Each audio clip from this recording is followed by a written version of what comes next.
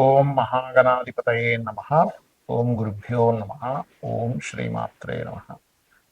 అరుణాం కరుణాతరంగితాక్షీం ధృతపాశాంకుశపుష్పబాణచాపాం అనిమాదిభిరావృతాం మయూకై అహమిత్యేవ విభావయే భవానీ. శ్రీమాత్రే నమ. గ్రహణము 7వ తేదీ ఉంది. అది ఏ సమయం నుంచి ఏ సమయం వరకు ఉంటుంది, ఏ రాసుల వారికి ఈ గ్రహణం యొక్క ప్రభావం ఉంటుంది, అలాగే ఏమి చేసుకోవాలి. గ్రహణం అంటే భయపడేదో భయపెట్టేదో కాదు, గుర్తుపెట్టుకోండి. గ్రహణము అనగానే మనకి అదొక గొప్ప సమయం, సాధన చేసుకోవడానికి సాధనా సమయంగా గుర్తించాలి. అయితే ముందుగా మనం అసలు ఏ సమయంలో ఉంది అనేటువంటి తెలుసుకుందాం. మనకి గ్రహణం పర్ఫెక్ట్గా ఉండే సమయం అయితే 11 గంటల రాత్రి, అంటే 7వ తేదీ రాత్రి 11 గంటల నుంచి 12 గంటల 22 నిమిషాల వరకు ఉంది, గుర్తుపెట్టుకోండి. అయితే దానికంటే ముందు దాని ప్రభావం అనేటువంటిది 8 గంటల 58 నిమిషాలకు ప్రారంభమై అర్ధరాత్రి అంటే తెల్లవారితో 8 అనగా 2 గంటల 25 నిమిషాలకు అవుతుంది. ఈ గ్రహణం చంద్రగ్రహణము మనకి ఇక్కడ ఉంటుంది. ఎప్పుడైనా గుర్తుపెట్టుకోండి, గ్రహణం మనకు ఉందా లేదా అనేటువంటిది రాత్రి సమయంలో ఉంటే ఉన్నట్టు, పగల సమయం ఉంటే లేనట్టు. రైట్.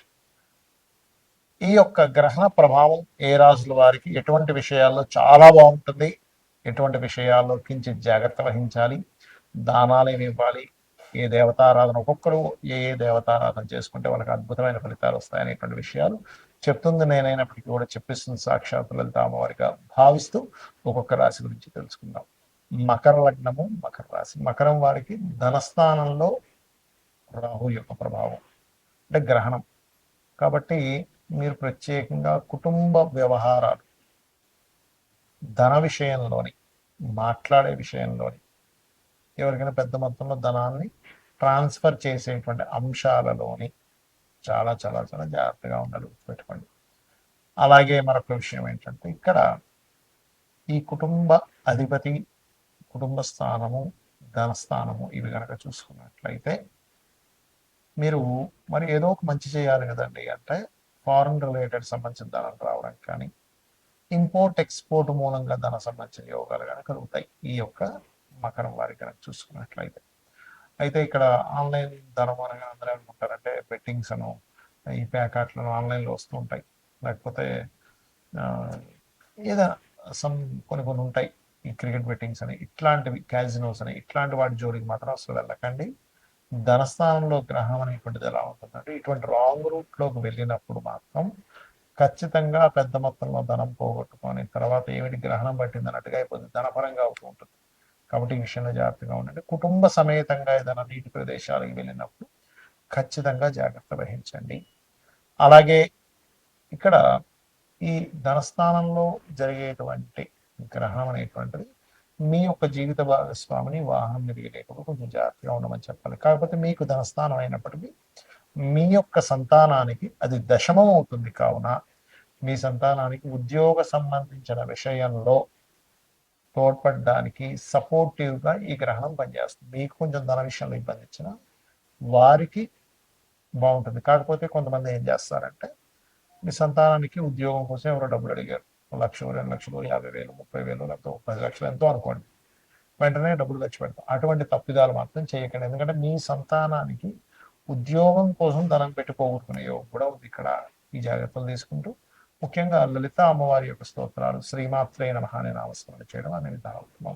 గ్రహణ సంబంధించినటువంటి విషయంలో చాలా మంది భయపడుతుంటారు, గ్రహణం ఏంటి అనేటువంటిది. ఒకటి గుర్తుపెట్టుకోండి, గ్రహణం అనేటువంటిది అది సూర్యుడు, చంద్రుడు, ఛాయాగ్రహాలైన రాహుకేతువులు ఒక అలైన్లోకి వస్తాయి.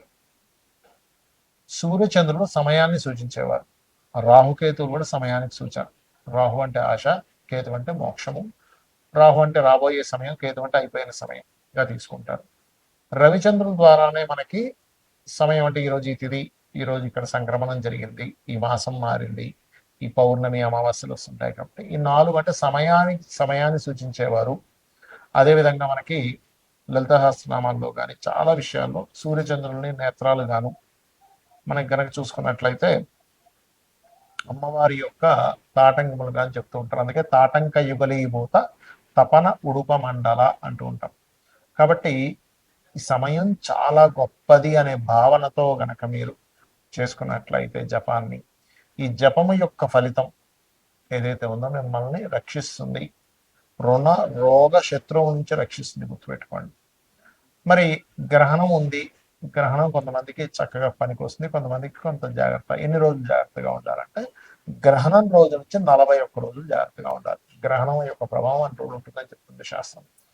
గ్రహణం తదనంతరం మీరు మనకి సూర్య చంద్ర ప్రతిమలు, అంటే తర్వాత రోజు సూర్య చంద్ర ప్రతిమలు, ఒక మనకి ఇత్తడి గిన్నె ఉంటుంది, ఆ చిన్న ఇత్తడి గిన్నె తీసుకుని అందులో నెయ్యి ప్యాకెట్, గోవు ఆవు నెయ్యి ఉంటే ఆవు నెయ్యి, లేకపోతే వేరే నెయ్యి ఏదైనా సరిపెట్టి బియ్యము, నువ్వులు, మినుములు ముఖ్యంగా దానంగా ఇవ్వాలి.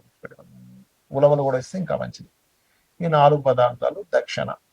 చాలా మంది అడుగుతుంటారు, ఏమంటే దక్షిణ ఎందుకు ఇవ్వాలి దానం ఇచ్చినప్పుడు అంటే, మీరు ఏదైతే దానం ఇస్తారు, ఇప్పుడు ఈ గ్రహం అని కాదు, నార్మల్గా కూడా మీరు ఏదైనా నువ్వులు ఇచ్చారు, బియ్యం ఇచ్చారు, గోధుమలు ఇచ్చారు, ఏదైనా గ్రహ సంబంధించిన దానాలు ఇచ్చినప్పుడు మీ యొక్క దోషం ఏదైతే ఉంటుందో వాళ్ళు ఖచ్చితంగా తీసుకుంటారు. మరి అది తగ్గాలంటే వాళ్ళకి గాయత్రి చేసుకోవాలి, కొన్ని గంటల సేపు కూర్చొని.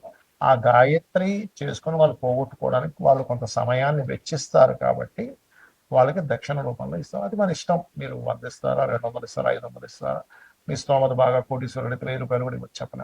బట్ మీ దగ్గర లేనప్పుడు వాళ్ళని ఏమంటే మా దగ్గర ధనం లేదు, ఇట్టే ఉంది అంటే వాళ్ళు ఏమి వద్దని గుర్తుపెట్టుకోండి, అది గుర్తుపెట్టుకోండి. అలాగే మరొక విషయం ఏంటంటే, ఈ గ్రహణ సమయంలో చాలా మంది అడుగుతుంది ఏంటంటే, మరి ఈ ఈ గ్రహణానికి మనకి ఉందా లేదా అనేటువంటి క్వశ్చన్లో ఖచ్చితంగా ఉంది.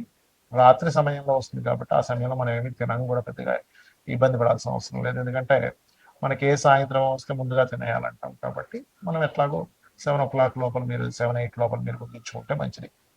మ్యాక్సిమం 8:30 లోపల ఫుడ్ తినేస్తే చాలా మంచిది, గుర్తుపెట్టుకోండి. ఎందుకంటే అక్కడి నుంచే దాని ప్రభావం పెరుగుతుంది కాబట్టి.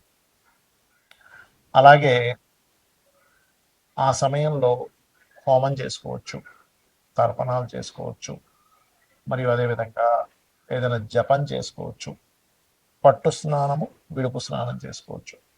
చాలామంది అడుగుతున్నది ఏంటంటే, నన్ను పర్సనల్గా ఏమంటే అర్ధరాత్రి అయిపోతుంది కదా, ఆ సమయంలో మరలా నిద్రపోవచ్చు అని అడుగుతున్నారు. మీకు గ్రహణం అయిపోయిన తర్వాత హ్యాపీగా నిద్రించవచ్చు, ప్రాబ్లం ఏం లేదు. గర్భవతులు మాత్రం ఆ సమయంలో పుట్టడం కానీ, ఏదైనా కత్తిరించడం కానీ, ఈ గర్భం మీద కొంతవరకు కొంతమంది గొర్రె పెడుతుందని పోకుండా ఇట్లాంటివి చేస్తుంటారు. ఆ గంటన్నర 2 గంటల సేపు కొంచెం జాగ్రత్తగా ఉంటే సరిపోతుంది, గుర్తుపెట్టుకోండి. అలాగే మరొక విషయం ఏంటంటే, తర్వాత రోజు మీకు ఉదాహరణకి మీరు ఏదో వేరే దేశాల్లో ఉన్నారు, అక్కడ దానం ఇవ్వడం కుదరలేదు. ఇండియాలో మీ వాళ్ళు ఎవరైనా ఉంటే వాళ్ళ చేత మీ పేరు మీద ఇప్పించవచ్చు, అని ఎటువంటి సందేహం లేదు.